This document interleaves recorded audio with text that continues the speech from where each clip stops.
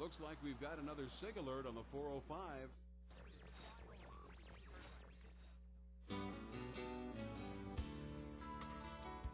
Head up the road an hour north of LA, and you'll feel the difference in yourself just as you see it in the landscape. Wide open spaces and incredibly blue skies invite you to take a deep breath of clean air. Go ahead, take another. There's plenty more where that came from. You've arrived in Lancaster, California. Here, the important things in life come into focus, and the good life remains within your reach. In Lancaster, home ownership is at the finest facilities in the West. Or head out for an invigorating day of motocross. Businesses find Lancaster just as appealing. Set free from the endless restrictions and cramped quarters found elsewhere, industry thrives. Here, good land is plentiful, and growth is not a dirty word. People seek jobs closer to home and show their appreciation with loyalty and dedication. Government and commerce have much more to agree on than to squabble about. The economy is strong and business is booming. This is Lancaster, where the opportunities are as wide open as our land and your future is bright and positively clear.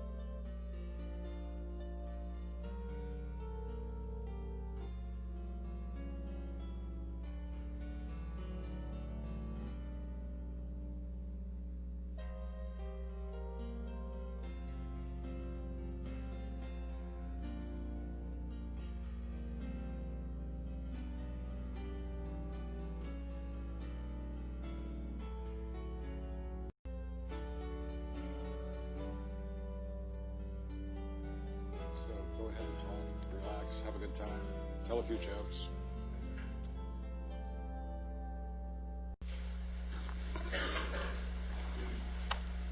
Councilmember Agency Director Mann. Present. Marcus. Here. Cilio. Here. Vice Mayor, Vice Chairman Smith. Here. Mayor, Chairman Paris. Here. We have a quorum. Thank you. The invocation tonight is with Pastor Chris Johnson from Grace Chapel Church. Thank you for the privilege of leading in prayer tonight. Let's pray together. Father God, we come into your presence and we thank you. We recognize that you are a great God, the creator of the universe, Father, we would pray your grace in this meeting tonight. I pray that you would bring your peace. And Father, I pray that you would do exceedingly abundantly more than we could ask or imagine in our city. We thank you for it and pray in Jesus' name. Amen. Amen. Okay. Mr. Mann, you want to lead the Pledge of Allegiance? Everybody place your right hand over your heart. Ready? Begin. I pledge allegiance to the flag of the United States of America and to the republic for which it stands, one nation, under God, indivisible, with liberty and justice for all. Thank you. Let's have a seat.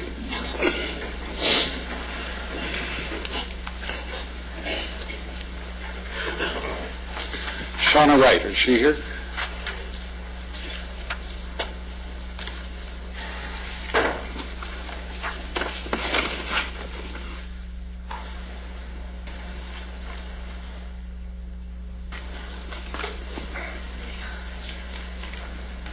Wow, and only a junior.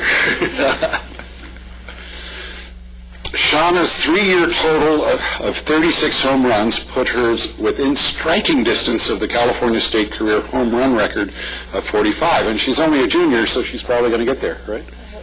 That's great.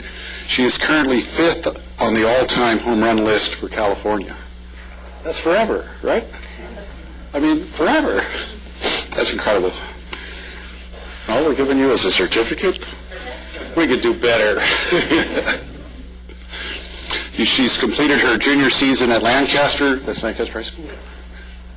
During her 3 seasons, she has broken both the single season and career home run records for both Lancaster High and Golden Lake. She was named to the first team All-Star softball team by Cal High Sports. Her other honors include 3-time Lancaster High School MVP, 3-time All-Golden Lake team, and 2008 All-Valley softball player. And you're smart. She has a 3.7 on top of all that. That is incredible. And you got a scholarship at University of Washington. And you feed the homeless at Grace Resource Center. And we're giving you a certificate. We should give you a scholarship. On behalf of the city of Lancaster, thank you so much for being a citizen of Lancaster. You're truly a remarkable accomplishment. Thank you. Okay.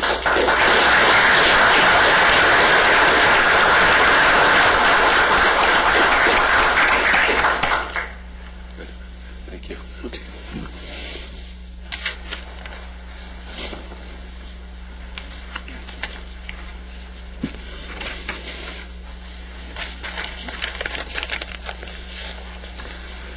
Okay, City Manager, do we have anything to be removed? No, sir. Thank you.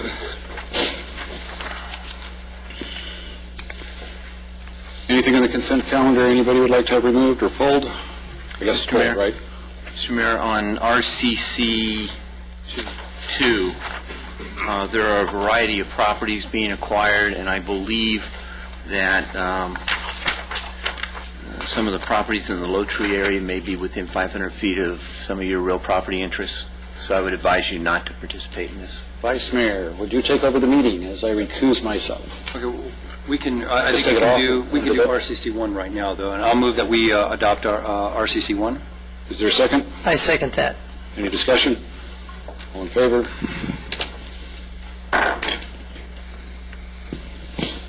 And it's unanimous. Now I'll recuse myself. I'll be back.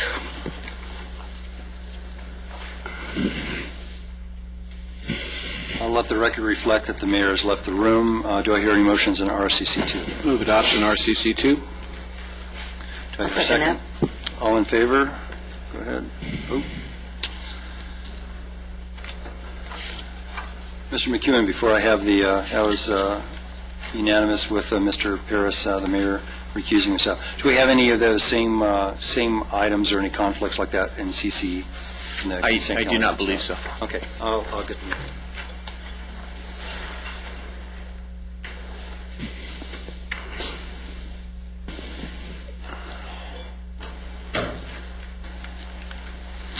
Let the record reflect the mayor has taken his seat and I've given back the chair. Thank you. Are there any items on the council consent calendar anybody would like removed? Or I mean, pull. I guess we pull it for discussion. If we removed it, we wouldn't vote. Yeah. Look for discussion. Anything? I'll move that we adopt the city council consent calendar. Is there a second? I second that. Oh, let's vote. And it's unanimous.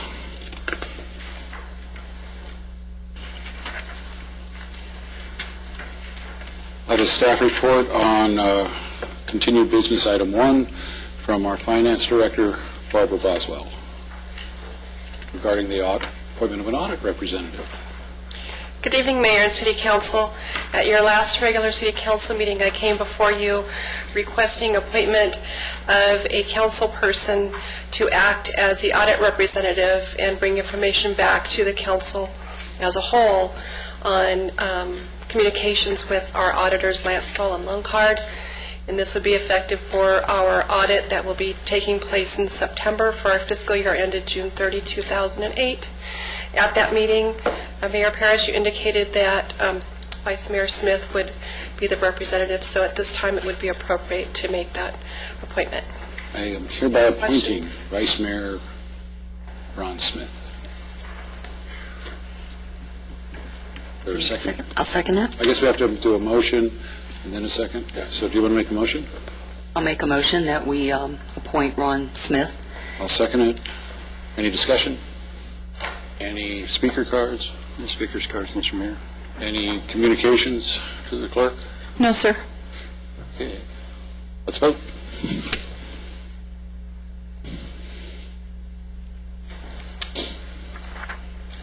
And it's unanimous. Thank you.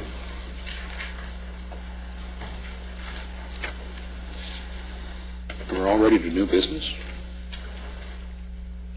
City Manager?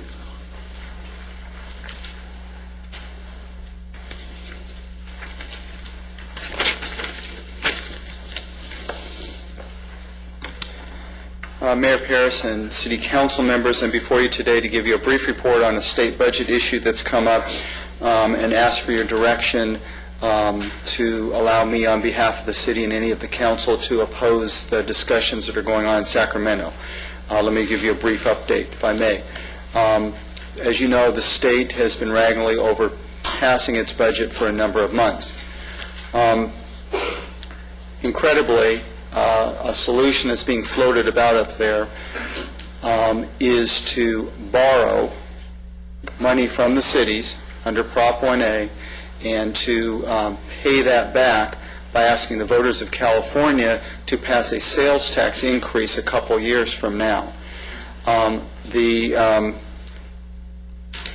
Prop 1A, the state is allowed, if they declare a severe fiscal emergency or situation, to borrow 2 times in 10 years from cities, property taxes and transportation taxes, and pay that back with interest. The proposal, quite honestly, is unacceptable and offensive. The city would lose, our city would lose $2 million, okay, in property taxes and 1.3 in transportation.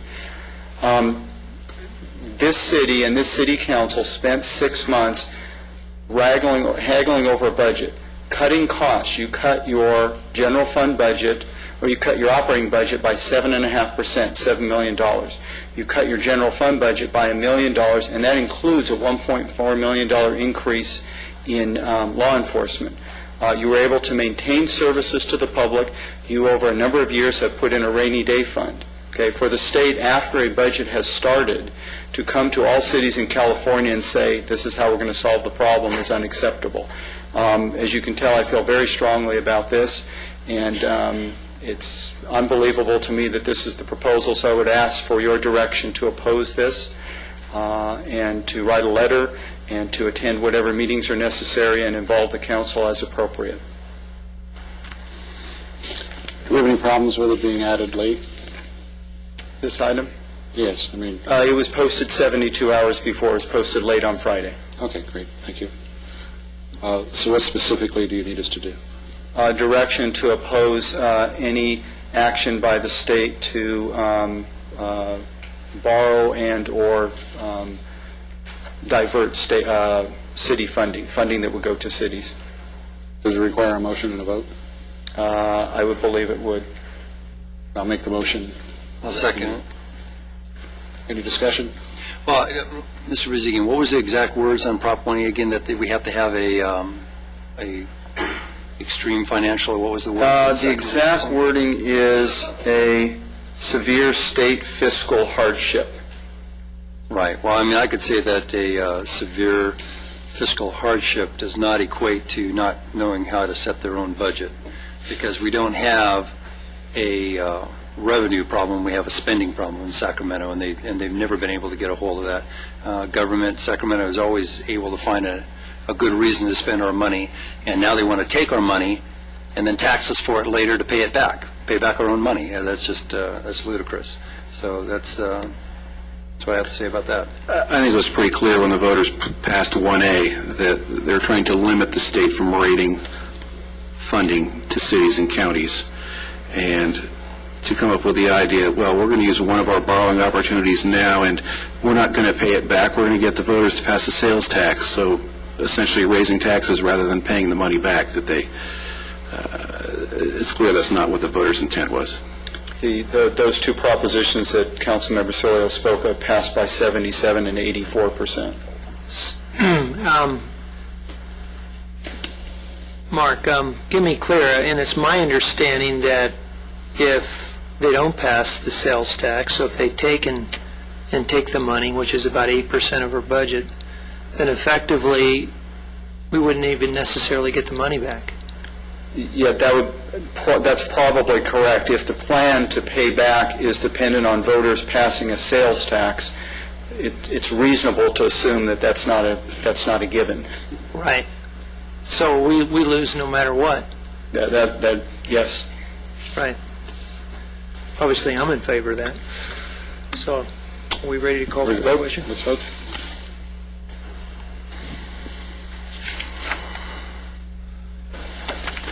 It's unanimous. Now we come to my item. The reason the Architectural and Design Commission is on the agenda is I want to know if the council has anybody they want to recommend. Any recommendations? Okay. Thank you. City Manager, do you have any announcements? Yes, I do have two, sir.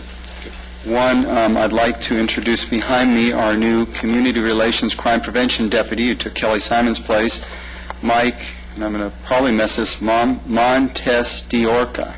We call him Monty for obvious reasons. And he just started, comes with a wealth of experience. I'd like to welcome him.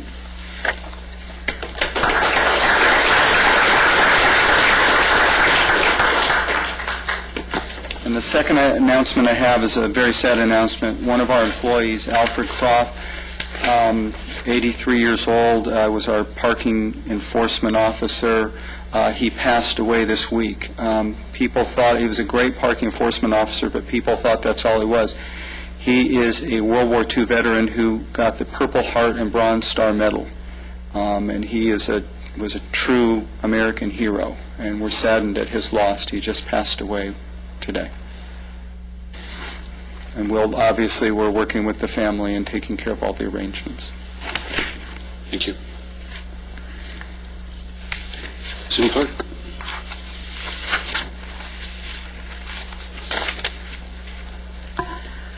This portion of the agenda is for non-agendized items. Any person who would like to address the City Council on items not on the agenda, we ask that you fill out a speaker card. You'll find them at the back of the council chambers. Additionally, we request that you fill out the cards completely and print as clearly as possible so that if necessary, the council, the city manager, and city staff will be able to get in touch with you if necessary. Individual speakers are limited to 3 minutes each. When you approach the podium, please notice there are 3 lights. The green light will come on when your time begins. The yellow light comes on when you have 30 seconds left, and the red light comes on when your time is up. We ask that you be considerate of the allotted time to allow other speakers to have their 3 minutes as well. Following this procedure will allow for a smooth and timely process for the City Council, and we appreciate your cooperation. State law prohibits the City Council from taking action on items that are not on the agenda, and your matter will be referred to the City Manager. To help our meetings run smoothly, we respectfully request that when you are called to the podium, to please leave all your personal belongings at your seat. Thank you. Thank you. Linda Wood.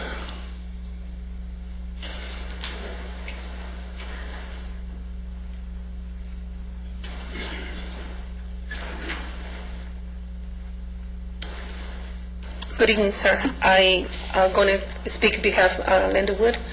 I was pleasure to meet Mr.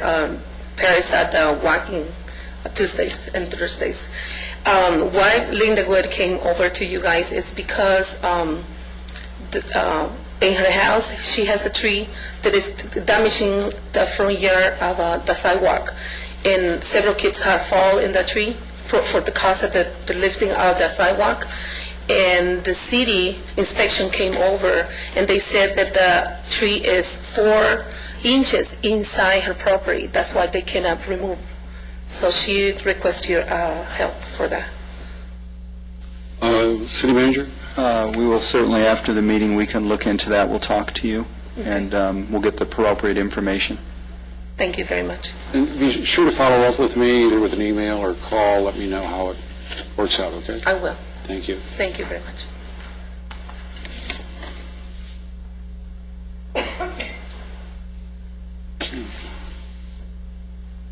Darlene Peterson.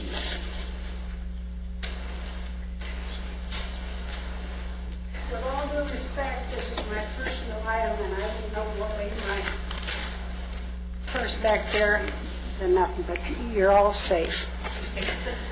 Well, maybe. In the past, Mayor Paris, you criticized the Valley Press's reporting during the election campaign by saying it was deplorable. Also, you said the action of the public at council meetings were deplorable. We must be rubbing off on you because your performance at the July 8th council meeting was deplorable. It's pretty safe to assume that we'll have other PMS council meetings. PMS means Paris must shine, or Paris must snipe, or Paris must suffer. Take your pick. Since before the election, Councilman Mann and Cilio were targets of hit mailers designed by Councilman Ron Smith. They were hateful and full of lies. You personally excluded Mann and Cilio from your illegal Buddy Barbecue Act, announced publicly that you didn't like them, eliminated them from committee assignments on your first day in office, and have attempted to degrade and exclude them at every opportunity available to you. On the evening of July the 8th, your self-serving exhibition of disdain towards them was a continuation of your not-so-secret agenda. From day one to tear them down and build Councilman Ron Smith up in the eyes of the public. Yet you obviously expect them to come begging for crumbs and the privilege of shining your boots. And your boots have already been polished to a fault by others. As always, Councilman Mann and Cilio have held themselves to a higher level to their credit. Lower men or lesser men, had the thought crossed their minds, might have just walked up and given you a much-deserved punch in the nose. And who could blame them? Not I. In attorney's language, I rest my case. Thank you. Mr. Pelka.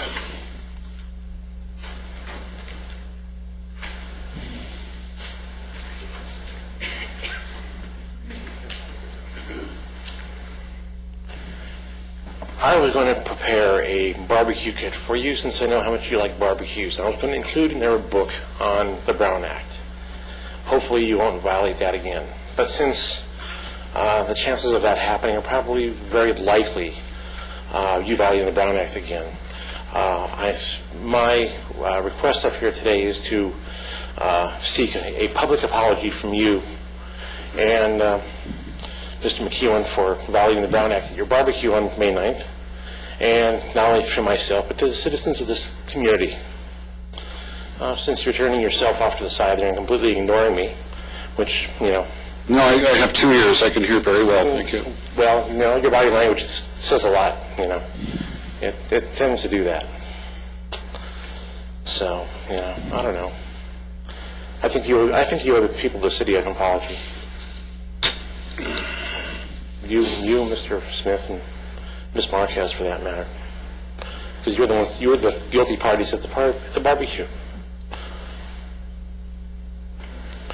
You know, and When are you going to remove Mr. McEwen from his position? You know, this city pays twice as much to have him here. The city of Palmdale pays for 2 attorneys. You know, why do we do that? How much also are you billing the city for use of your office?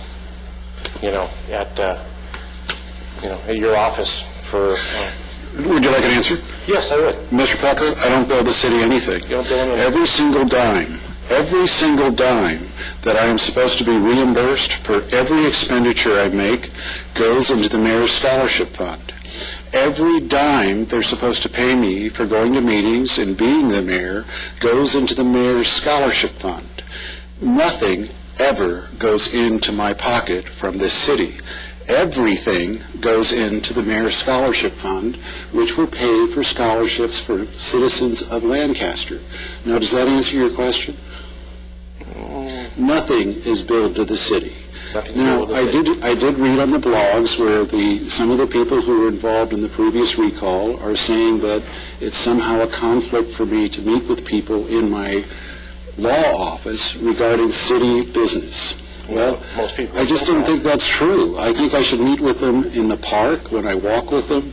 I think I should meet with them wherever I'm available. And if that means my closest availability is in my place of business, and they are comfortable coming to see me in my place of business, then I will use my place of business for that. Oh, by the way, the assistant to the mayor is paid for by me out of my own pocket. The city doesn't pay one dime. Now, I hope that alleviates any concerns you have. Not really, but, I didn't think it would. No. You know, it seems that, you seem to have an answer for everything that you do. Well, I would hope so. I'm the mayor. Oh. I'm supposed to be able to give you an answer. Are you offended because I'm not taking your money? No. Are you offended that I give the money to students for scholarships? To the people of the city for what you've done. If ever I do anything that I think the city of Lancaster or anyone else needs an apology for, I will do so. And I appreciate your concern, and I appreciate your advice. We just simply have to agree not to agree on this one, District Attorney happened to agree with me, also with my letter on, on you valuing the Brown Act, which was obvious to me and probably everybody, or most people in the city. I mean, the people that I read in the paper that don't agree with me are, Larry Hobson and Diana Beard Williams. We know where she stands. I don't know where she stands because I haven't talked to her about it. Oh, I don't think that's I know that because she's associated with me, the paper prints every letter somehow accusing her of being in league with me in some way. But that's simply not true. I have been gone the last 3 weeks. I come back up here for the meeting. I jump back in the car and race back to Los Angeles because I'm in a trial. I really haven't had time to pay attention to your blogs or the letters to the editor, except the ones my wife does read to me over the phone in the morning. Now, you want to keep writing them, and you want to keep having people in Palmdale, Leona Valley, and Quartz Hill, and Rosamond write about your terrible mayor. Go to it. They're certainly welcome to do so. But to trash Diana Beard Williams because of somehow her association with me is quite honestly dishonest of you, and it's dishonest of anyone else who does that. I don't think it's dishonest. I think it's perfectly within my right to question. You're not questioning her. You're trashing her. No, I'm not trashing her. I don't mind you trashing me. I knew I took that on when I became mayor. But I wish you people would not trash my friends simply because they're my friends. And yes, Diana is my friend. Mm-hmm. That doesn't mean I tell her what to write. It doesn't mean that I proofread what she does write. In fact, I do not. I don't see that in her writing. Well, what can I tell you? I mean, I don't tell people what to write. And I can tell you this, I don't think anybody has ever told Diana Beard Williams what to do in the last 20 years.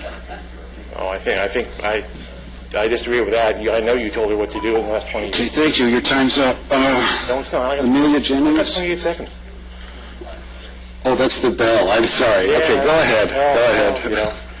Never mind. I've said enough since you don't seem to want to apologize to the people of the city. I think they deserve it.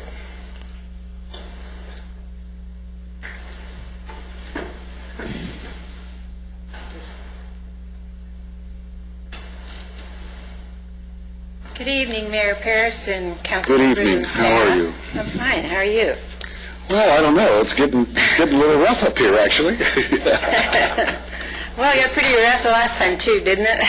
Did you see the meeting, Ms. Jennings? We saw you on TV and. Did you watch the meeting? Pardon? Did you watch the whole meeting? Yes, I did. Okay, good. And it was terrible. Well, I'm sorry you feel that way.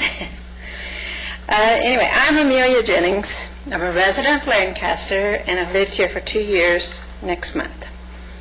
We moved here to be near our daughter who lives in Palmdale. About 1 year ago, we started getting acquainted with the operations of the city we live in now. Everything seemed to be pretty good till we got to the council meeting. And then we discovered that our city mayor and council department was a mess, to put it mildly. At that point, we were not sure if we had made the right decision to buy a home in Lancaster, where we plan to live for the rest of our lives. We began to think maybe we should have bought a home in Palmdale, because their city seemed to be more smoothly run, and they have a closed shopping mall. That's something that looks like Lancaster's never going to get. We're just going to get an open-air mall and a bunch of strip malls that we don't need, because we've already got too many that are vacant. Since we were already here and settled in, and at our age, it's not too sensible to jump up and move when your surroundings are not to your liking. So we decided that since the election was coming up in April of 2008, maybe we could just help to fix that problem. My goodness, what a campaign. I have never seen so much dirty campaigning. The hit mailers were so bad and so childish, or more like prepared by the devil himself. Certainly not by the children of God.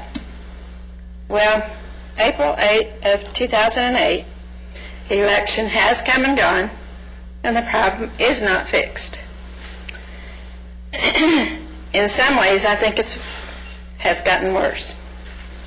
Mayor Paris, I believe you could do a good job as mayor if you could just make yourself realize that the election is over and you are the mayor of Lancaster. As residents of Lancaster, we have to accept the fact also and work with you to make this city a place we can be proud to call our home. But it all starts with you, Mayor Paris. The first thing you need to do is put your campaign behind you and accept Councilman Mann and Councilman Cilio, along with your favorite two, to work along with you and guide this city as the residents of this city has elected all 5 of you to do. You, Mr. Mayor, are the leader, and it is up to you to delegate these jobs to all of your council members and to follow through with all tasks without bickering. Excuse me for putting it this way, but as mayor, you are the parent, or maybe the teacher. In this role as parent or teacher, you show respect, and in return, they will show respect to you. You should be a leader, not a judge. Together, the 5 of you could make wonderful things happen for Lancaster. But divided, you're on your way to tearing it all down. Thank you. Thank you, Mrs. Jennings. Mr. Jennings?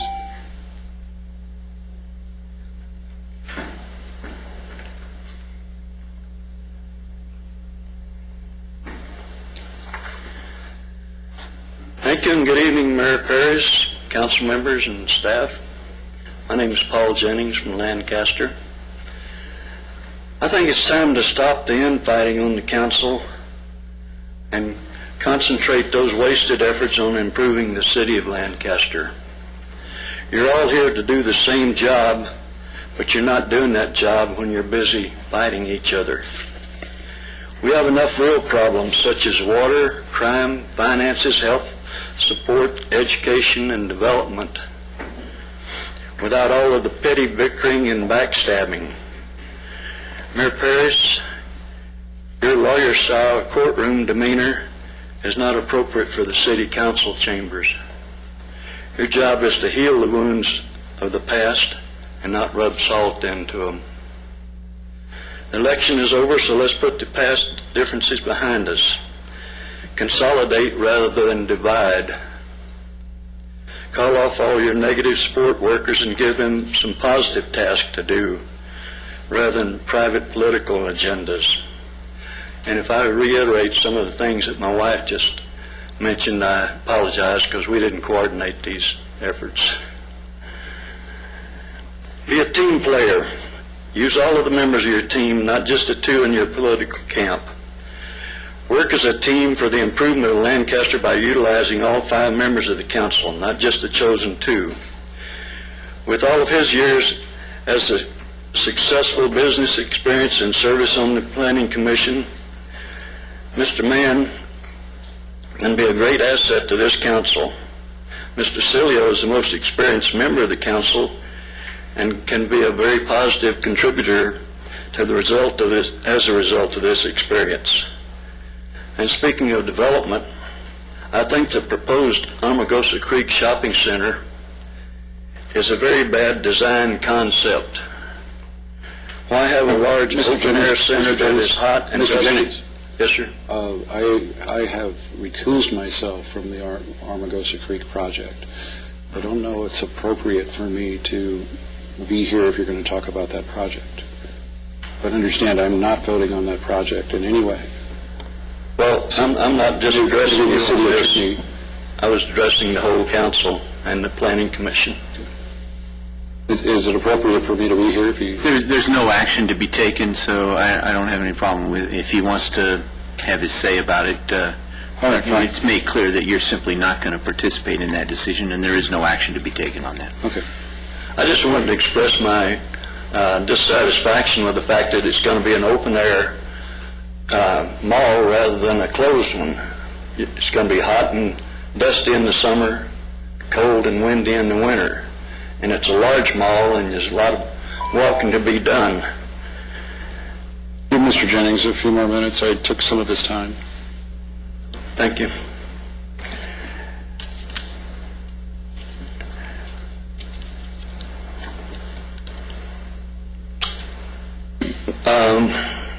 And this, Mr. Parrish, we think you could have made a better choice than Mr. Smith to be in charge of the water shortage program. Too many of us remember that less than a year ago, Mr. Smith was pushing 2 large residential developments of 400 or 500 units each, one on the west side and one on the east side. When reminded of the water problems, he contended that the council should grant them the permits anyway and let the developers worry about the water problems later. What a switch that is to his present position. Thankfully, that council did not agree with his proposal. This council has a group of very smart and talented people. Working together, you could achieve outstanding results, but not as another 3 and 2 divided body. Don't let this great potential be wasted by personal political aspirations. And I thank you. Thank you, Mr. Jennings. But that thing about getting along and working together, doesn't that include the vice mayor too?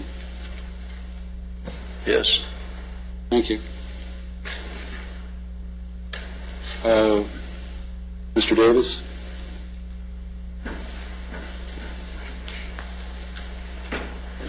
Good evening, Mr. Parrish. Good evening. How are you?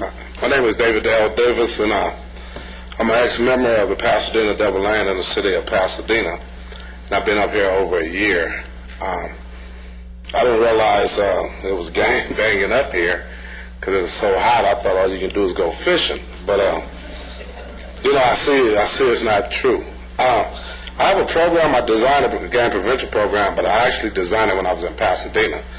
Like I said, I've been up here over a year. And on my own terms, I've been taking them out fishing, hiking and stuff like that.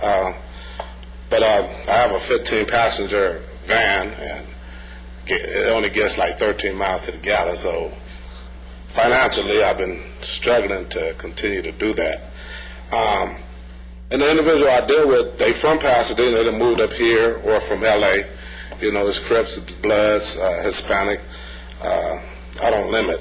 I also work with an individual that's, getting off of drugs and alcohol also, I came here today because, like I said, financially it's hard.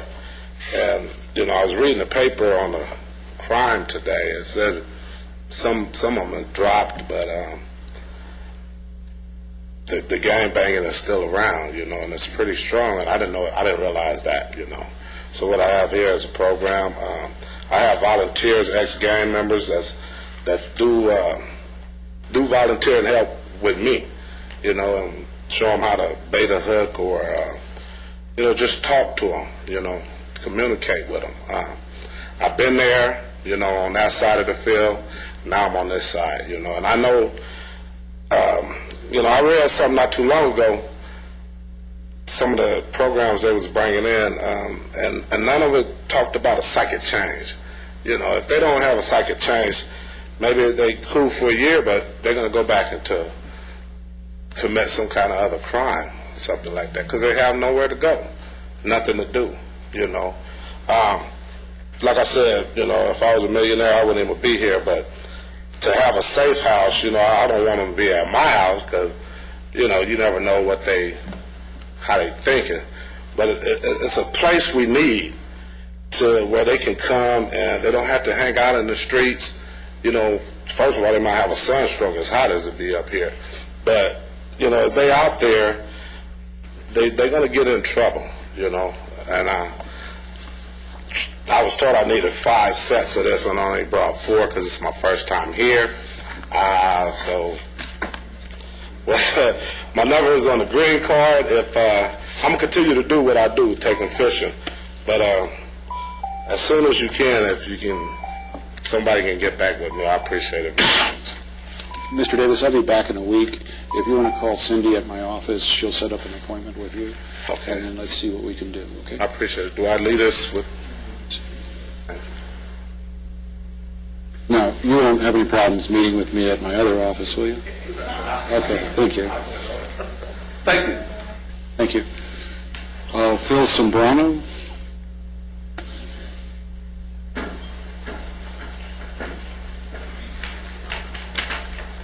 Mr. Mayor, how are you? I'm good. How are you? Mayor, okay. I brought this up before in the past, about the area where I live, the community on the east side between 20th and 30th Street and K. Because the speed limit there is 50 miles an hour and everybody drive like 60, 70 or more. I talked to several people, the sheriff, matter of fact, I brought it up one time here, and it seems like, nothing is going on. What street?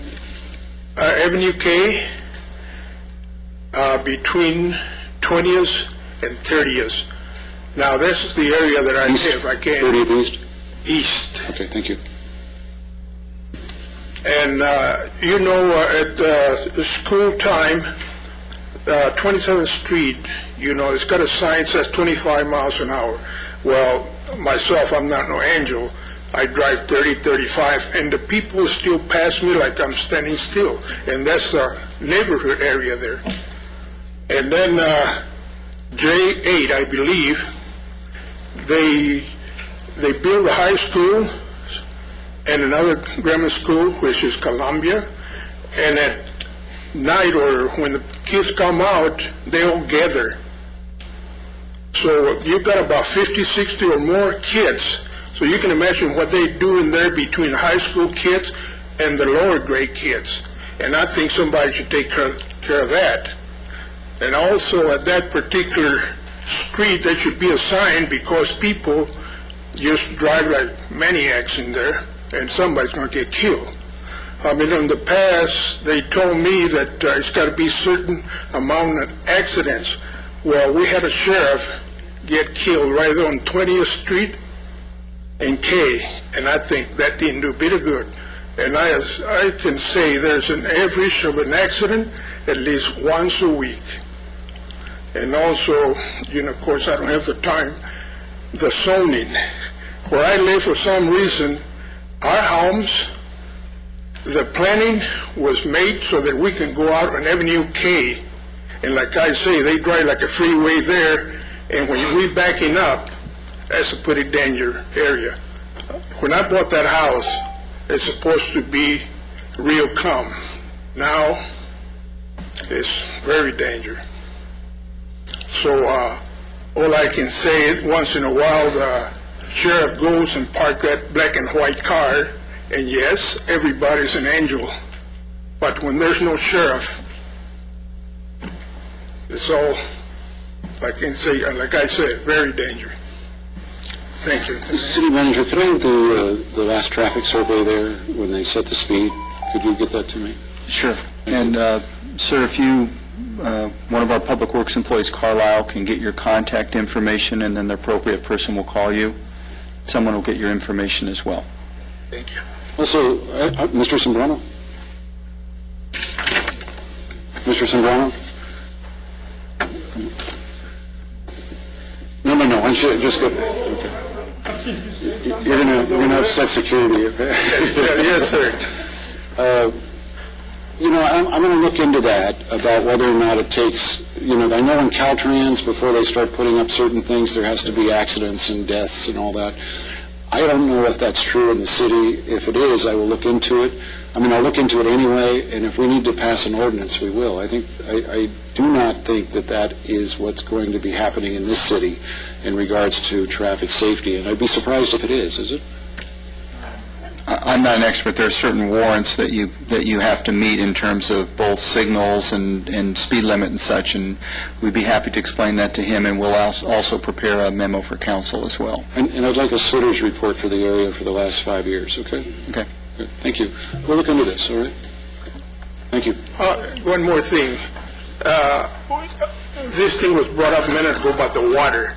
You have a soccer field right there. They water that thing, I guess, day and night, and we got a reservoir drainage going down. That water's going in like a river. If we're going to conserve the water, we have to look into that too. Is the soccer field reclaimed water? I'm sorry? Is the soccer field reclaimed water? No, it is not, because it's not near there, but I can address it's well water, and a lot of athletic facilities water during the day because they're used by the public for practice and games during the night. What we're doing after the council passed the urgency ordinance is there's going to be a public relations campaign, both through a code red telephone notification system and others, to inform the public. But there are athletic facilities that are used at night, so they do get used during the day. Also, when we rotate and do sod replacement and such, you have to keep it wet during the hot day. Well, what are we doing about it running off into the street? We will look into that. I'm not aware of that, and if it is, we will certainly fix it. As the Vice Mayor said, if we're holding ourselves to the same standard as everyone else, if it's doing it, we'll fix it. Great. Thank you. Okay, thank you. Richard Hecker.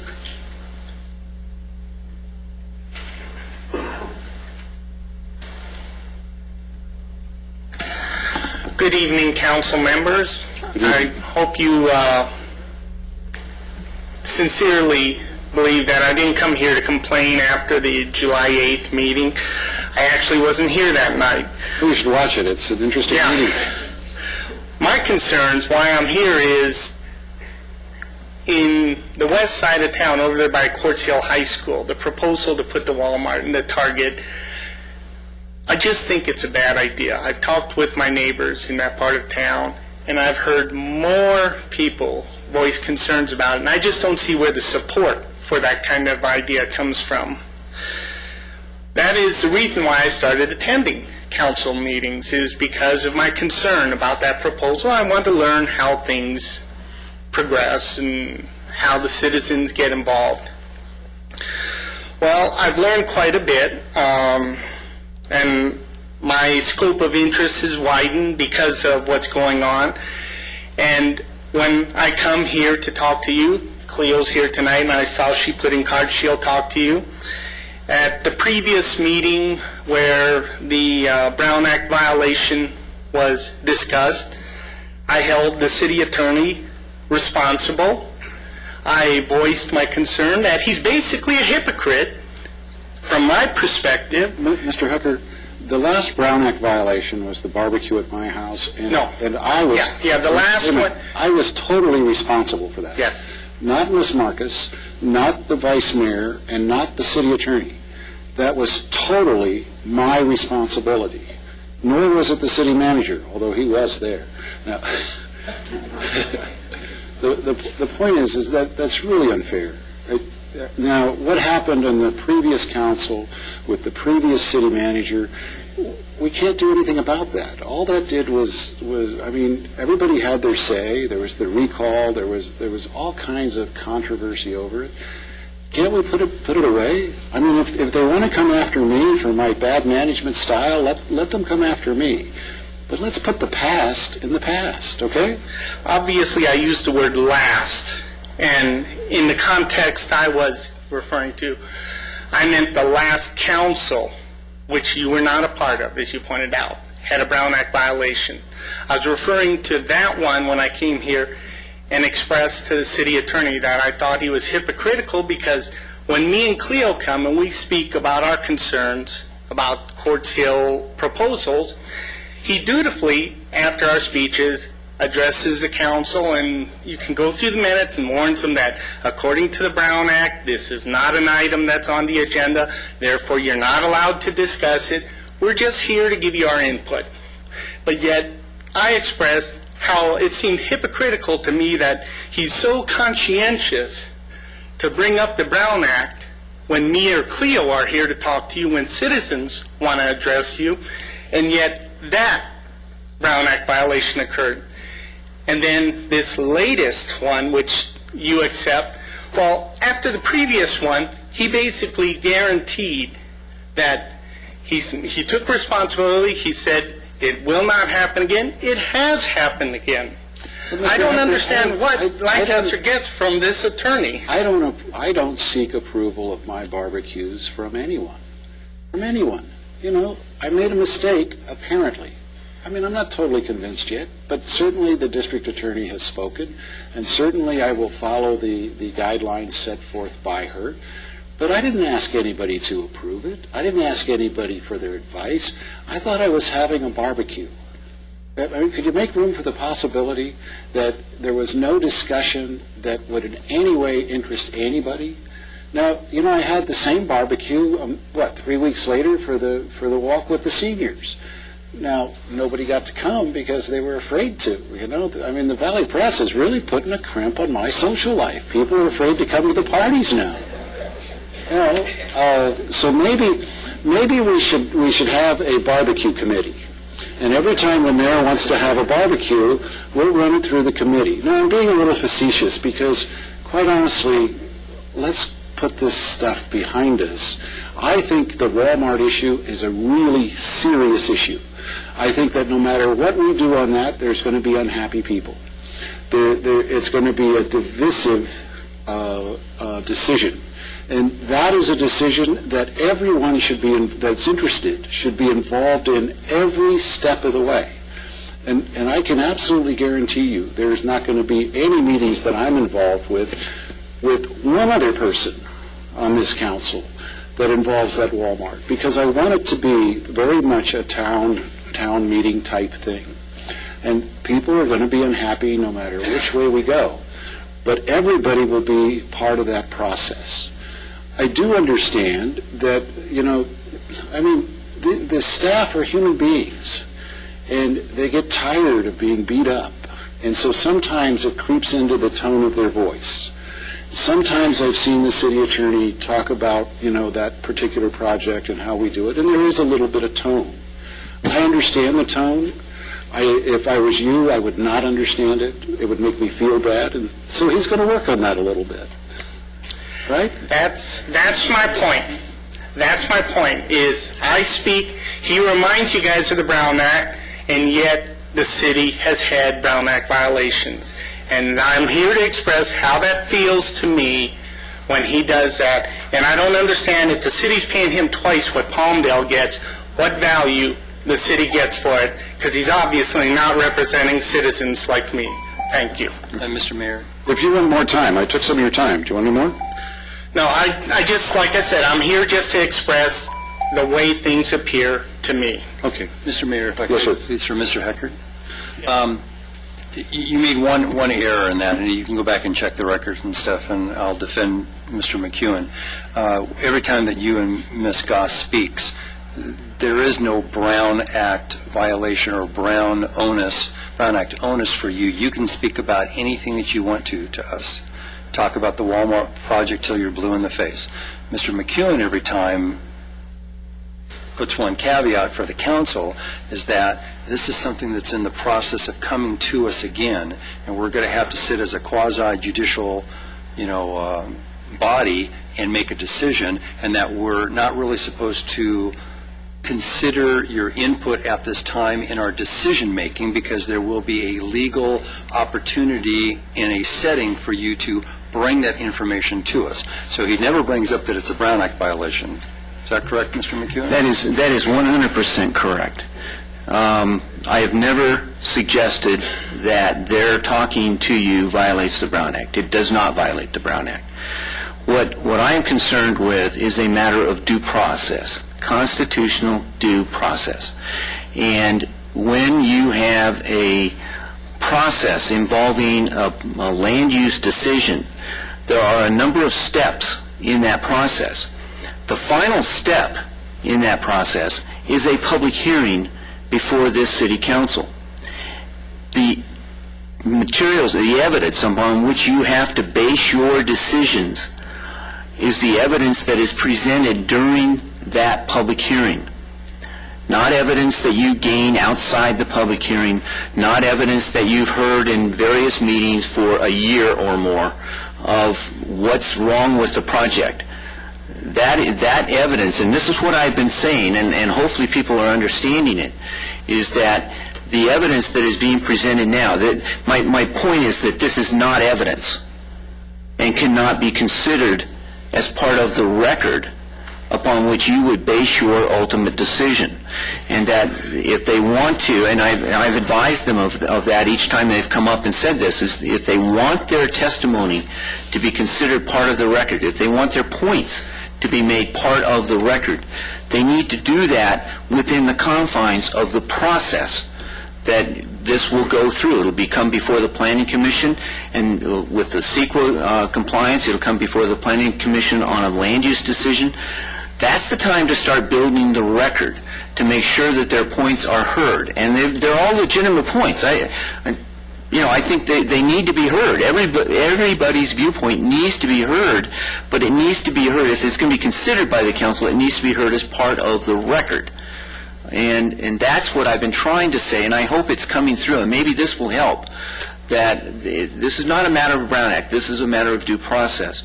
And I just want to make sure, and I was going to reiterate it again tonight, that what is being said tonight is not part of the record upon which you can make the decision.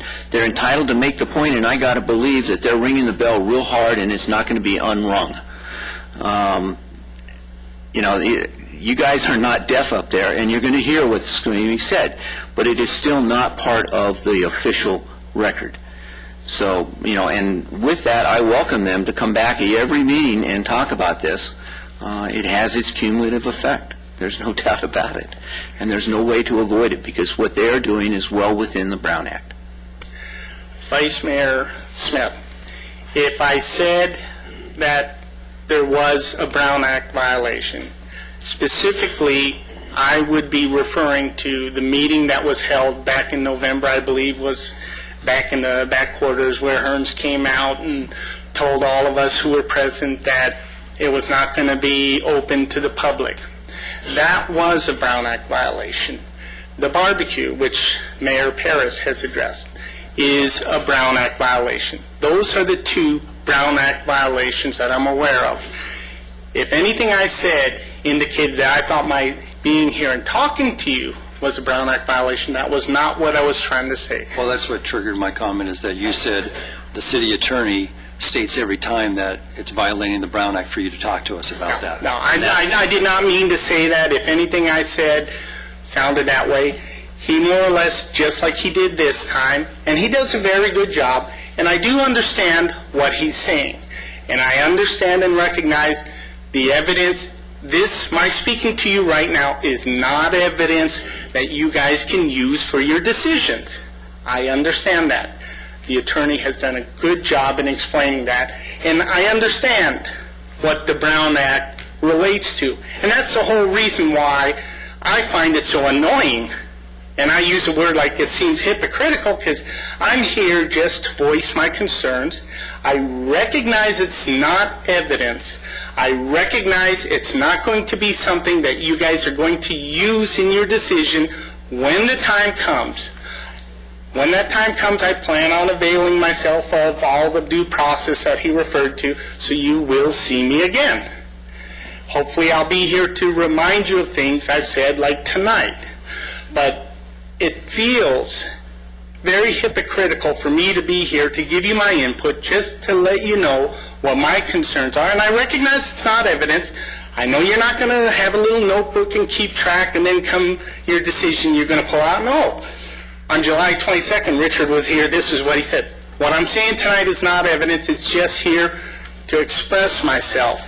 And what I've expressed is, it feels to me hypocritical when I'm here as a genuinely interested citizen, just to let you know my concerns.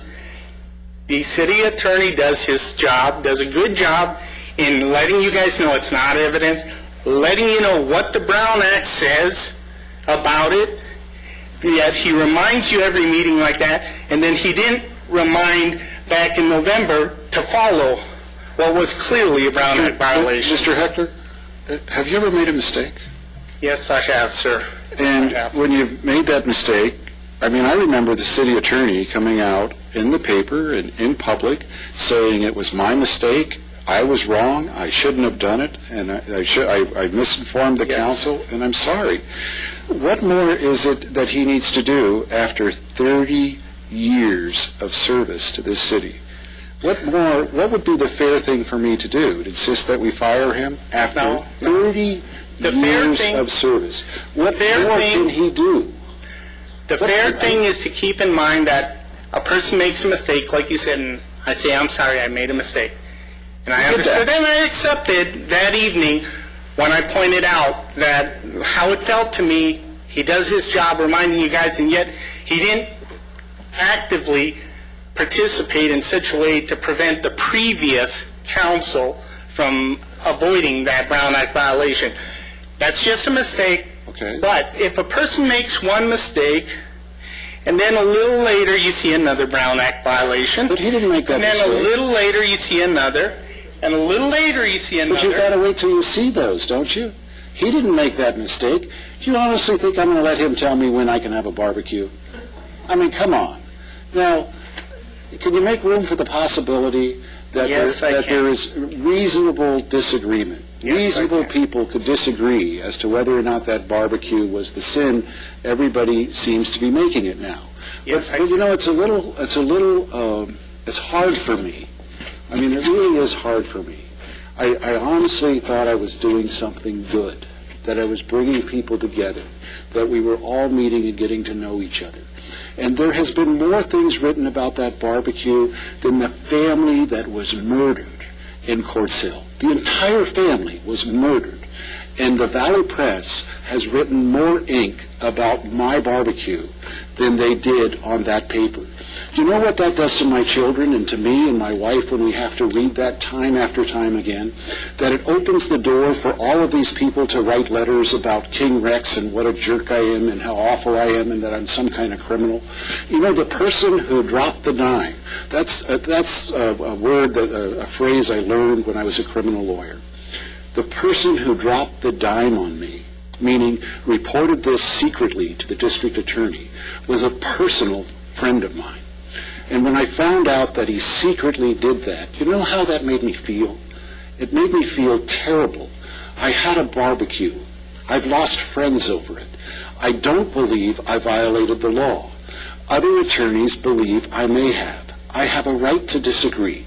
What I don't have a right to do is do it again with 2 other council members. Now, if they want to write another 50 column inches about what a jerk your mayor is for having a barbecue, there's nothing I can do to stop it. But I do think it's unfair. I think it's unfair and unreasonable, and I think there's an agenda when they do it. I mean, do you realize there was a meeting just the other day with boards that had quorums at them? Our city only sent 2 people, so there wouldn't be a violation of the Brown Act. Nothing was written about it, and the Valley Press was attending it. We now have this Brown Act of the Palmdale Water Board.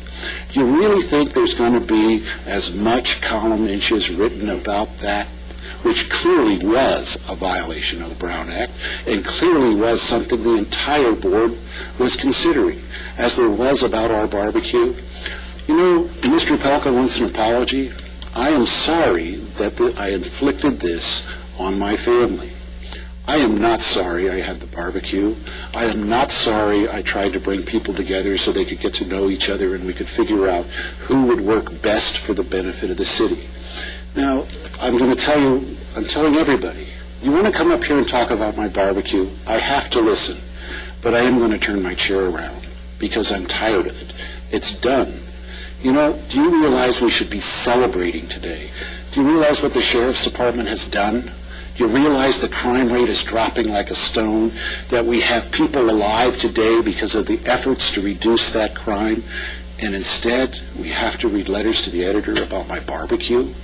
What do you really want? Do you want a mayor who sits up here and keeps his mouth shut and plays politics with you and shakes his head and agrees with everybody? Or do you want somebody that's going to say what he really believes and really feels? I mean, what do you want? I just want to be because you guys make it really, really difficult. I just want it to be fair. I just want as a citizen. I just want as a citizen to be able to participate. And I do too. And when we deal with this Walmart thing, I guarantee you it's not going to be with you sitting up there with 3 minutes. We are going to open it up to everyone and have a meaningful discussion to come to meaningful decisions that everybody can become involved in. And I'll try to figure out a way to do it so that they're not writing editorials about how I'm changing everything that's been done in the past. All right? Thank you. I appreciate that. The 3-minute limitation is one of the reasons why I'm here regularly, and Cleo is, because we realize come tonight you make the decision. The only thing we're going to be able to do is just remind you of stuff we've already told you now. I will have a special meeting just for that Walmart issue. And we will, and if it takes all night, it takes all night. And if it takes 2 nights, it'll take 2 nights. But that is an important thing, that everybody affected should have the ability to talk within reason. I mean, please, I'm not going to listen to you for 2 hours. But within reason, okay? Yes. And if you would like to be on a committee to set that up, I'll be happy to have you on it. I'll be more than glad to participate in any way I can. Okay. Will you quit trashing my city manager for a while? I don't believe I addressed the city manager. For the record, the city attorney. City attorney. And I'm on record as having said that before, and so you can go back through the minutes. I agree. You got the courage. And I come here. I don't speak every meeting. Most of the time I just sit and I observe and I see what's happening. But after that Brown Act violation, I spoke up. I read about another Brown Act violation. I speak up. And let me address you and warn you in advance, if there's another one, I'll be back. I'm working real hard on there not being one, okay? Good. Thank you. Mayor Paris? Yes. I'm sorry, since I was brought into this, I need to say one thing. Dave has been the city attorney for 30 years, and the economic development that we have in this community and a lot of the facilities we have are because of the creativity he's brought. So if we want to talk about performance, we need to do it in balance. And it's he ain't going anywhere. He ain't going anywhere. Just to be perfectly accurate, I've only been the city attorney for 22 years. In the Redevelopment Agency Council for almost 30. I was going to say, it certainly aged you. It does seem a long time. But let me just say one more thing, and I don't want to beat this into the ground, but I think that this discussion has been very healthy discussion tonight, because I think finally the point that I've been trying to make for these so many months has gotten across. Maybe, and it's partly my fault that I've never really stated it as clearly as I think I stated it tonight. And I think with having stated that, and I see your heads shaking up and down, that everyone understands what it is I have been saying when any of the people concerning the 60th and L project come up. I don't need to say it again. I will be on it for the record. The whole purpose of the statements is to protect their rights as much as protecting the property owner's rights. Because if you decide in favor of the neighbors and not the property owners, then, and you make a decision based on the evidence that is not part of the record that night in favor of the property owners, then most likely we're going to get sued by the property owners, and we're going to have a tough time defending that. So I think it's extremely important that both sides present their evidence within the scope of the public record. And having said that, I don't intend to say it every meeting that they want to come up and say it. I think you'll understand that point has been made and needs to be kept in mind. So you'll quit saying it now? Pardon? You'll quit saying it now? Yeah. Okay, good. Hey! For tonight.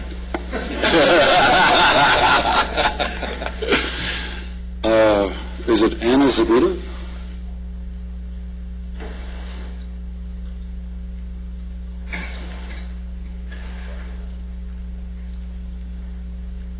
It's me again. Not in this time, I want to present the reason why I'm here. My name is Ana Cepeda, and good evening, everybody. I am a preschool teacher. Sorry for my broken English, but I feel very nervous about it, especially because this has affected me so much for the last year. Okay, let's just talk about it. Okay. Okay? You don't have to give me a speech. I'll give you Okay. as much time as you need. But let's just talk, and I think you'll feel better if you do that, okay? Okay. In November 16, 2006, I hired a contract to come and build an addition in my house. I trust him. He was coming almost every day. Finally, I give him $21,000 in advance to the project that he named never show up for the next 6 months. And March 26, he came over and opened a hole in the front of my house. That hole had caused so much damage in my house. I have the pictures over here. Do you want me to show it to you? Oh.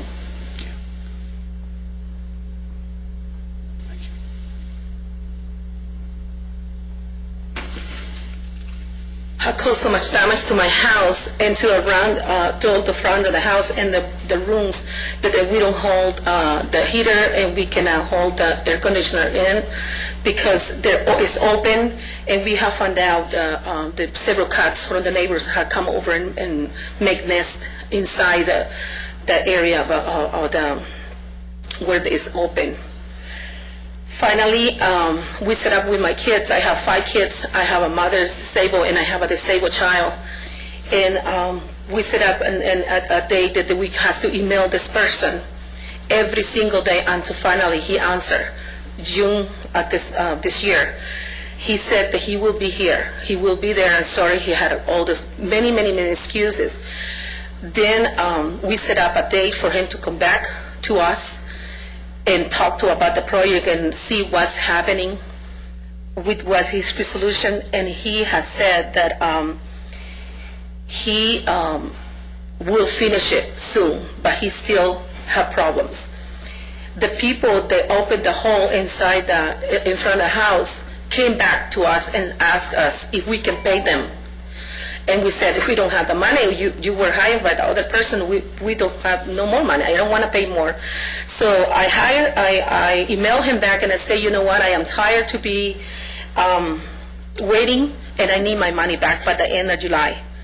So the last email was July 14, when he emailed back to me and he said, I will let you know how much I owe you. I will reduce whatever I have spent at the job, and we're going to pay the balance in payments. So right now, I frustrated. I almost closer to breakdown and nervous breakdown, and I don't know what to do. The reason why I bring me to you guys is because I need a guidance. I need a follow-up and an action to stop this. I know it's not just myself who has been through this, it's many other people. But this person has done so much damage to my personal, my kids, and my house that I don't know what to do. Captain Anderson, would you have the fraud deputies look at that? Also, would you have the building inspectors look at that, see if the permit was pulled, and whether or not he's a licensed contractor, go from there? And these two gentlemen will have people in touch with you, and I would appreciate it if you'd send me an email and tell me what progress is being made. Would you do that? Okay. Okay, thank you. So, and I'm sorry this has happened to you. Thank you so much. I would like to be happy to get the names of the person that will contact me, because I am afraid that anybody... If you check with the city manager after Yes. the meeting, he'll be happy to give you that information, okay? Okay. Thank you very much. I appreciate your time. Thank you. I will collect the pictures.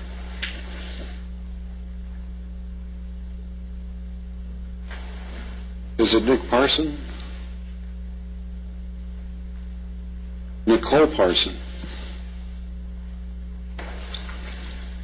You know, that LASIK surgery isn't all it's cracked up to be.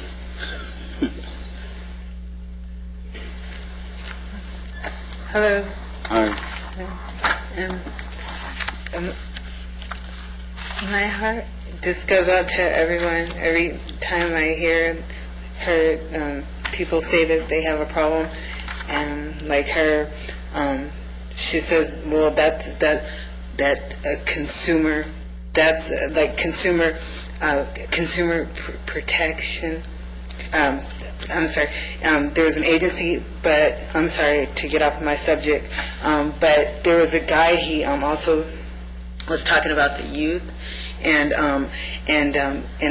so I was thinking about that too, and Vallarta's parking lot and all in 10th and I, it's just all empty, and when you drive through there, it's just like wind just blows through your head or because it's just open air.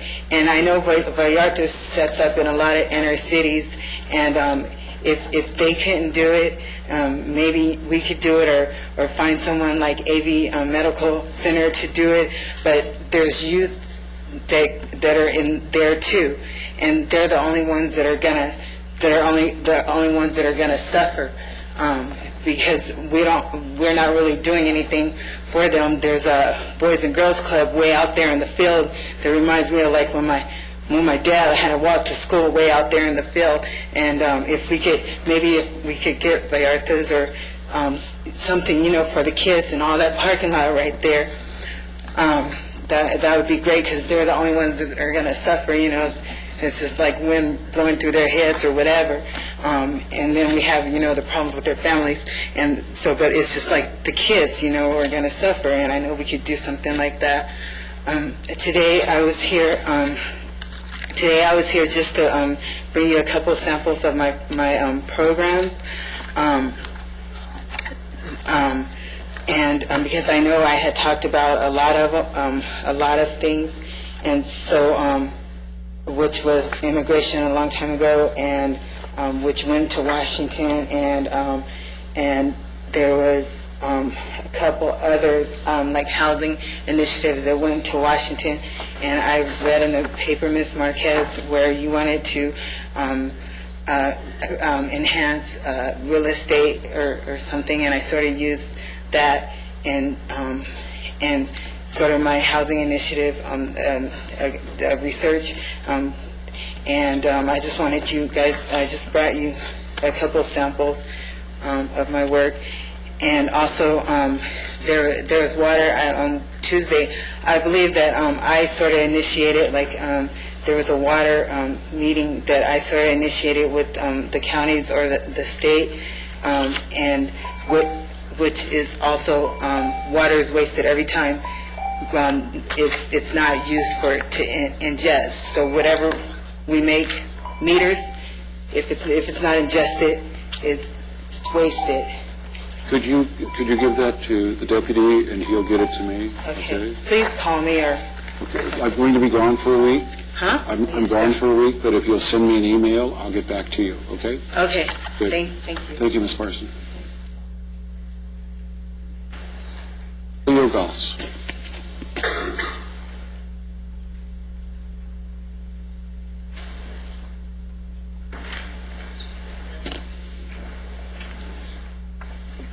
Okay, I could care less what you do at your barbecue or how many Thank you, Leo. Thank you. And for the attorney's information, everything I speak upon has been already turned into the EIR last August. So all I'm doing here is giving you a verbal version of what I've already written. Cleo, let me make a suggestion to you. Why don't we sit down next week and figure out the parameters of how to do the meeting to deal with this issue, so that all the citizens that have a stake in it and have an interest in it are fully heard. And because I just don't know how effective this is. You know, at some point you start turning it off, and I really don't want that to happen to you. I mean, you've researched this issue, you've spent an enormous amount of time on it. I think we could just do better if we figured out a way to address the issue, and so that the decision is made so people will at least know they had a fair hearing. Is that any interest in that? Only if you do it on the weekends, because I work. I'll do it on the weekend. And I've been very late getting here because you've changed the time on me. I know. But I will meet with you on the weekend. If you recall Cindy, she will tell you when I'm going to be back. I'm going to be out of the country for a few days, but when I get back, let's meet and do that. And I'll only have one other council member with me, so we don't have those problems, okay? But the meeting will just be for the purpose of figuring out a way that issue is fully explored before we vote on it, okay? All right, but I still want to give my speech. Yeah, you can. But I'm just suggesting to you we might be better off if we solve that problem. Yeah, but others need to hear this too. That's right. Okay. I'll give it to you. Thank you. All right. So, if you build these supercenter complexes across the street from the high school, you will bring healthful harm to the students and the residents. Everybody knows an increase in traffic brings an increase in air pollution. Children and teenagers suffer more from air pollution than adults because their lungs are still developing, they have a higher respiratory rate, and they breathe at a higher volume of air relative to their body size, and damage to their lungs affects them for the rest of their life. The delivery trucks needed to supply these supercenters, home improvement store, and multiple minor stores, banks, restaurants, and food stores will introduce a harmful pollutant of diesel trucks emit high levels of ultrafine and fine particles and a complex mixture of gaseous air pollutants, 41 of which are listed by the state of California as toxic air contaminants. According to the South Coast Air Quality District, diesel pollution is responsible for 70% of the estimated carcinogenic risks from air toxins. And people who live near a roadway with a high volume of diesel vehicles are more likely to suffer from respiratory ailments, childhood cancer, brain cancer, leukemia, and high mortality rates. In 2001, the Office of Environmental Health Hazard Assessment collected health data on thousands of students attending schools along busy roadways, and they found a 5 to 10% increase in bronchitis and asthma. The increased rate of absenteeism brings a decrease in school funding, since the federal funding only goes to attendees. There are so many studies, hundreds of them, that have found a health risk associated with heavily trafficked roads that California introduced a new law in 2003 prohibiting construction of public schools within 500 feet of a busy roadway. The American Lung Association warns against exercising near high-traffic areas. All students must participate in physical education, and all will be exposed to this increase of air pollution, and especially the harmful diesel exhaust from delivery trucks, because as you know, delivery trucks do not truck pool. Most of the sports programs hold practices and games outside, and the only reason diesel trucks would have to travel this 5-mile distance from the freeway to the intersection of L and 60th West is to deliver goods to the supercenter complexes. Changing the character of the neighborhood and increasing traffic and introducing diesel exhaust will only harm the health of local residents and students. Took some of your time, I'm sorry. Okay. That's it. And I have a personal issue I would like to talk with you about. Okay, do you want to do it in public, or do you want to do it in private? I don't want to do it in public. Okay. Why don't we talk after the meeting? Okay. Thank you.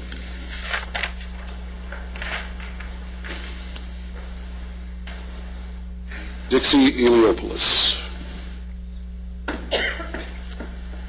Mayor Paris, council, and staff, I was really just going to come to invite you all to a barbecue. It's the Antonovich barbecue. It's a public, non-political fundraiser. The money goes to his charitable trust, and we're all part of the 5th District in Antelope Valley. And my opportunity to get better acquainted with the Los Angeles County Commission for Women has resulted in some nonprofits finding out there are some grants that we can apply for at-risk kids and for scholarships for girls. And so given that I've worked also as a volunteer with Attorney McEwen for many years, I trust his judgment in saying if there's any limitations to who can attend. But it will be at my house on August 20th, about 5 in the evening, 2657 West Avenue K. What I really wanted to say tonight came about because of something I couldn't avoid hearing, and you would have to re-listen to it. I don't take shorthand, and I love that we have In God We Trust there. I thought, Mayor Parrish, you made a very compelling statement with regards to the honor of someone that Mr. Hecker was apparently trashing. And you said something about someone that has served the community faithfully for 30 years and about sin and forgiveness and all of this. And it made me ill because we have several families that have been really trashed, and their families have been hurt. Their families have been damaged. The citizens are really sick at heart, like I am, that In God We Trust is over our council chambers. There's an unresolved big question out there about the hip mailers that were out against people that have served this community faithfully. And there's no one here without sin, and there's no one here that hasn't lived the results of their choices publicly if we have had public places to be. And I think I'd like for the council to go back and re-look at the tape of tonight and see if there shouldn't be the same kind of passion about getting to the bottom of the hip mailers and putting that to rest so that you can get the very best servants to come forward for council candidacy in the future, believing that for every human error they've made, that if they have repented, if they have turned, if they are living a life that would be pleasing to God, how dare we? How dare we put out hip mailers that would keep them from serving in public office? Thank you. Darren Parker. Oh, there you are. I've been looking for you all night. You're hiding behind the machine. Always in the front. Honorable Mr. Mayor, honorable members of the council and staff, distinguished members from the community, my name is Darren Parker, and today I have a couple of things to say. I actually came to bring you an update about the Westview Estates, but quickly, if you would allow me a point of personal privilege, I'd like to offer my services to you with Mr. Davis and working with the youth and the gangs here in the community. As many of you know, I work as advisor for Youth Build, where we're graduating and turning lives around, as well as with the task force and the teen summits that we hold throughout the year at our high schools and middle schools, and hopefully next year, elementary schools. Welcome him to the violence-free zone and some of those programs that we already have existing here in the Antelope Valley, and bring his efforts together with the ones that exist and try to improve all of those. So I offer my services and my availability to you and the council. Secondly, I'd like to say we missed you last night at the Human Relations Task Force meeting. You were excused officially as one of the members of the task force meeting. And with that challenge that you made at our last meeting, last night we graduated 20 members from this community that are now certified mediators to work in this community, working in neighborhood conflicts, intergroup conflicts, as well as trying to work with our youth in our school and mediating conflicts, all done on volunteer time, and they've all committed to a year of service and a year of serving our hotline. So we look forward to you being at our next meeting, which will be here in the city of Lancaster. It is my understanding that the victim from the Tipsy Bull incident that occurred in the city a couple of years ago will be at our task force meeting to come to show the public and bring testimony of what happened as a victim and where he is today as an advocate here in the community. So we hope that you all can attend, or at least as many of you that need to. Most importantly, I'm here tonight to talk about the Westview Estates. I'm one of the 22 homeowners that live in the residential community that's on West Avenue I and 87th Street West, which would be the farthest development in the city of Lancaster. Our Vice Mayor and Councilman Celio were here as part of the council when I had the opportunity to speak to the council before about the plight we have with our water, and I'm here to tell you that that plight has not changed. You may have heard from staff that the well that they were digging by the developer, that work has all been shut down. You also know that the city took over the easement around the property, and I wanted to tell you, Mr. Vice Mayor, that your concerns about the water running to water that easement around the development is running from 4 to 6 and does compromise the amount of water that comes into the homes. 30 seconds. We still have the bubbling water issue. More importantly, I think that we have a quality of water issue out there. We have brand new homes, and with a week of cleaning your commode, you will see a ring form in your commode. The coffee changes into a funny brown at the end of the day. The water pressure still goes up and down, and as of today, they have a team of workers out there working on the accelerated pumps again. Fortunately, I was able to speak to the executive director of KHOB this afternoon on the way to this council meeting. His name is Mike Rothney. He asked that I bring to the council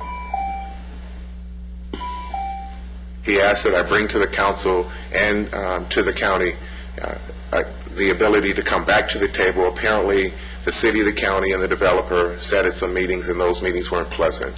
In a conversation with him today, he asked me if I would bring that to the attention of the council, that he is willing and hopeful that the three parties can come back together to try to bring some resolve to the residents in the Westview Estates. Ladies and gentlemen, I cannot tell you how difficult it has been to be in a home for a year, to have so much problems where you take for granted water. I think in the Westview Estates, long before your emergency ordinance, we start conserving water, making adjustments in our lifestyle that continue to this day. We know that there is some talks around some lawsuits. We're not interested in the lawsuits. What we're interested in is the same quality of life. Don't be hasty here. Oh, no. It's not you. It's definitely not the council doing the lawsuits. The residents have united, as they should do. But we're not interested in the legal process. What we're interested in is the quality, is that dream that we all bought into when we moved out there to the 87th West and I. It is a beautiful place to live. But without water, it seems like we're on an island away from the entire city. There are concerns about the heat and the fires, and as we see the planes fly over to take care of other fires, we think, what would happen if one of the fields next to us caught fire? Would everyone's home be saved even though we have sprinklers? I'm concerned about the water pressure that my wife has every morning, or the fact that we have to stagger the time to take baths, that I have to get up at 4 o'clock in the morning to take a shower to make sure that someone can take a shower after me. These problems can be worked out. I don't think that it was malicious intent on anyone, but I think after a year of going back and forth and negotiating the political thing, that it is now the right time to do the right thing. So I would ask that again, the council and its staff look into that, try to bring that issue back to the table so those residents that live out there, the 22 of us, have the same quality of life that you do here at City Hall. Additionally, when that pipeline was put in, there's 3 miles of pipeline. On hot days, we do not have cold water. Because of the temperature of the desert, because we have 3 miles of pipe, we get lukewarm water coming out of the cold side. Fortunately, at night, we cool off, and so we can actually get cold water from our faucets. When they put in that pipeline, there was a recessed sinkhole that extended almost a quarter of a mile. County and city worked together to push the dirt to cover up the sinkhole. They left the dirt exactly the way they pushed it. Weeds have grown into the roadway. The roadway is falling apart. The asphalt that they took to repair the roadway is still sitting on the side of the road. That has been there for almost a year. We would ask that you come and look at the road that is traveled by thousands that come to the Antelope Valley for the Poppy Festival, to travel on a road that's in disarray at best. Recently, someone from the city or the county, because it's split jurisdiction, came and filled some of the larger potholes. but the road is a mess. You have to drive in the center of the road in order for your car not to jump from side to side. And nothing has been done to bring the road back to the repair it was before the sinkhole took place that took up a quarter of a mile. So I just wanted to bring those things to your attention. I want to ask again for your help and your support. Councilman Marquez, you were here when we talked about this before. Councilman Mann, I'm sorry you weren't a part of the council when I had the opportunity to speak about this before, but we're concerned not only with the water, but at this point I'm truly concerned with the quality of water that we're receiving. We saw waterworks out at our housing tract a week ago at 10:30 at night purging the water system, which means they come and they open up the valves in our neighborhood just to purge the system. May have been an emergency. Brought concerns to me because usually you don't have staff that works that late, but it let me know that there was something wrong that we might have encountered or might have already encountered. So again, I ask for your support on this matter, and I want to thank your city manager and to the extent that they have worked now, but I think it's time to go back to the table. Mr. Rosigan, have we figured out why that happened in the first place? I mean, they do have a serious problem out there. It's a rather lengthy explanation. There's a lot to it, and there's been a lot of discussion. So, I mean, we will certainly work with Mr. Parker. I know that Mr. Williams and David have been working extensively with the county on this. There's a lot to it. Is that satisfactory? I just ask for your due diligence. Again, the staff has been wonderful here. We know where the roadblocks are. And I'm not here to trash anyone. You need me to yell at somebody? I'm pretty good at that. Well, you know, we're going to talk to you. You sat in my last meeting, so I'm a public comment. We're going to talk about your public comment stuff. Okay. And that's because I believe in good leadership, so we'll talk about that. But I believe that KHOB is now coming back to the table. They have several developments in the community. This should not be happening to anyone, regardless of the situation of the drought, to not have water at demand, to not be able to flush your toilet. And we figured out the toilet issue, but if you turn on the faucet and try to flush the toilet, one of them is not going to work right. And you can take your pick. With 5 women in my house, I try to be comical with this. But again, I'm now sleeping downstairs. It's the next door to the garage to move out of the house. So I'm asking for your support. And being in a gated community, there was a high expectation of what we were offered, and we all bought into the dream because we believe in this valley. But again, I work in Palmdale, I work here in the city, I can go to any faucet here and turn it on and never have any expectation that it's going to fail. It takes me 32 seconds, counting 1001, 1002, 1003 to fill up my coffee pot every morning. And I say this in jest, but I truly have concerns that even the water that we're receiving today is not the same quality of water that my family deserves, and the long-term effects could be detrimental and devastating. And I speak personally as well as for the members in the Westfield Estates. And again, we ask for your support and help in resolving this issue. Thank you. Thank you, Mr. Parker. Is there something on calendar with the developer in this?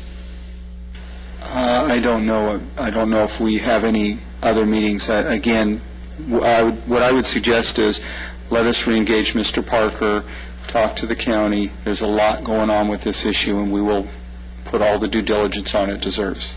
I don't know if we have something scheduled right now or not. Thank you. Can you get back to me?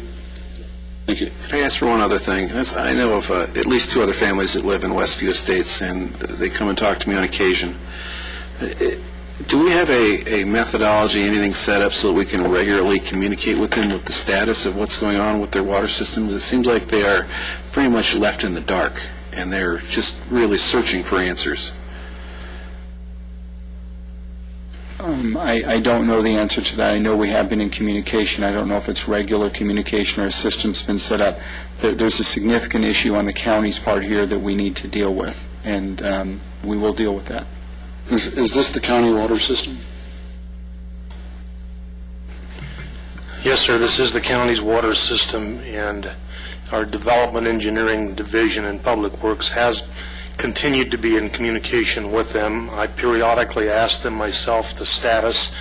The last time this came before the City Council was in March. We worked hard with the county to force them into doing some things that were directed at making improvements to that system out there to ultimately take care of Mr. Parker's and his neighbors' problems. We continue to track that issue. There remains at least one item that in March we were informed would take about 6 months for them to complete construction of. That is not completed. I did have a meeting last week, as I do periodically, with Waterworks, and this issue at Westview Estates came up. They explained to me at that meeting, and honestly I can't remember the specific details, but I do know that they told me at the time that they were discharging water because they were concerned that there might be some end-of-pipeline water quality issues. So they're out there periodically taking samples, as they do throughout the city, to make sure that water quality standards are being met. And where they think that there might be some reason for them to discharge or to purge that system to make sure that the water is fresh, they are doing that. And that's the reason why they see water running down the side of the road out there. The issue about a sinkhole, Mr. Parker's mention of it was the first that I have heard, but I'll conduct further investigation into all of this tomorrow. Don't they take a lot more money from us than they invest back into this system? Yes. What are we doing about that? What can we do about it? Mr. McEwen? That will come up in court. Is this something we can, I mean, it seems to me like we're just always laying down for these people. Aren't we? I'm not sure that that's the case, but the subject of what we can do is a topic of potential litigation that we will be discussing in closed session. Oh, tonight? Tonight. Yes, sir. Oh. Mr. Parker, I know a little bit about that stuff. Okay. Anybody else?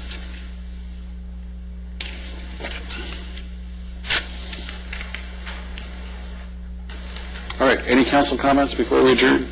We're going to go into closed session. We're going to talk about who we're going to sue, and we're going to come out and tell you who we're going to sue. Okay? I better get rid of my mic, huh?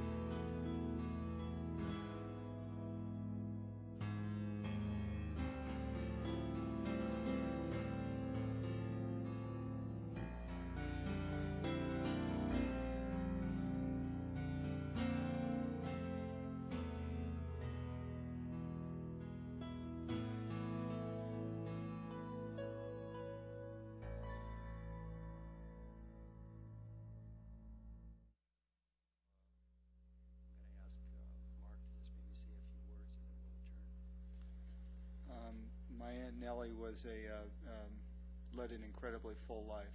She raised an incredible family, first and foremost. That was what she took as her duty, and it was through a lot of adversity. And through adversity, she and my Uncle Lou got involved with Desert Haven. And Desert Haven is there today helping hundreds of challenged adults because of their efforts. So she could look back on a life that she raised a great family. She gave to her community, and her community is much better for hers. She can look back on a life where she spent 60 years with the love of her life. And I know that at the end, I'm sure she was look forward to being reunited with her daughter Karen, who passed away several years ago. And I know it's very important, and my uncle thanks the council for adjourning in her honor, and I thank you as well. That being the case, we are adjourned in the memory of Nellie Buzikian until August 12th at 5 p.m.